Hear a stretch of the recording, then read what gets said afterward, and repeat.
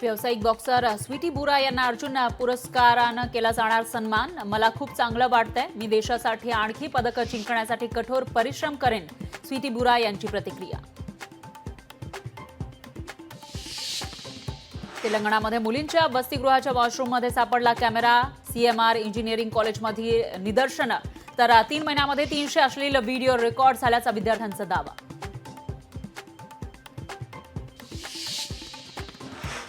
अहमदनगर जिल्ह्यातील शिर्डीच्या साईबाबा मंदिराला प्रसिद्ध अभिनेता सोनू सूदनं दिली भेट।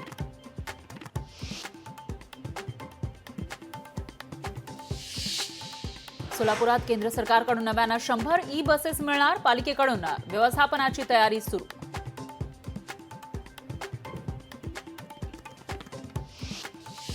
आमदार अभिमन्यू पवार यांची नवस्फूर्ती पदयात्रेला सुरुवात। राज्यामध्ये भाजपची सत्ता यावी आणि फडणवीस मुख्यमंत्री व्हावे असा केला होता नवस।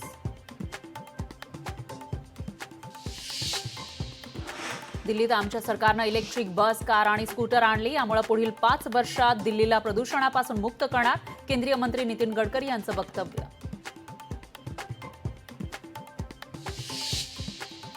गडचिरोलीमध्ये पोलिसांचं आकर्षक पथसंचलन। पोलिसांच्या वर्धापन दिनानिमित्त शहरामध्ये आकर्षक पथसंचलन करून वेधलं लक्ष।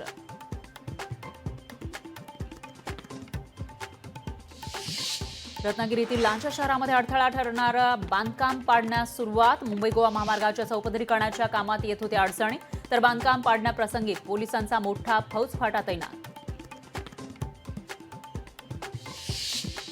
शरद पवारांच्या राष्ट्रवादीची मुंबईत जम्बो बैठक होणार। 8 आणि 9 जानेवारीला जम्बो बैठकीचं आयोजन।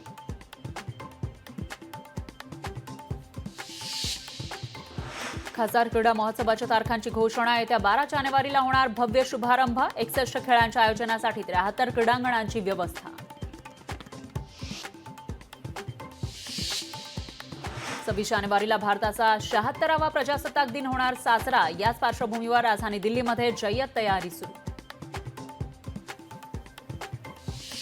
पिंपरी चिंचवडमधील भोसरी पोलीस ठाणे राज्याच्या टॉप 5 मध्ये। सर्वोत्कृष्ट पोलीस ठाण्यामध्ये भोसरी पोलीस ठाणे 4थ्या क्रमांकावर।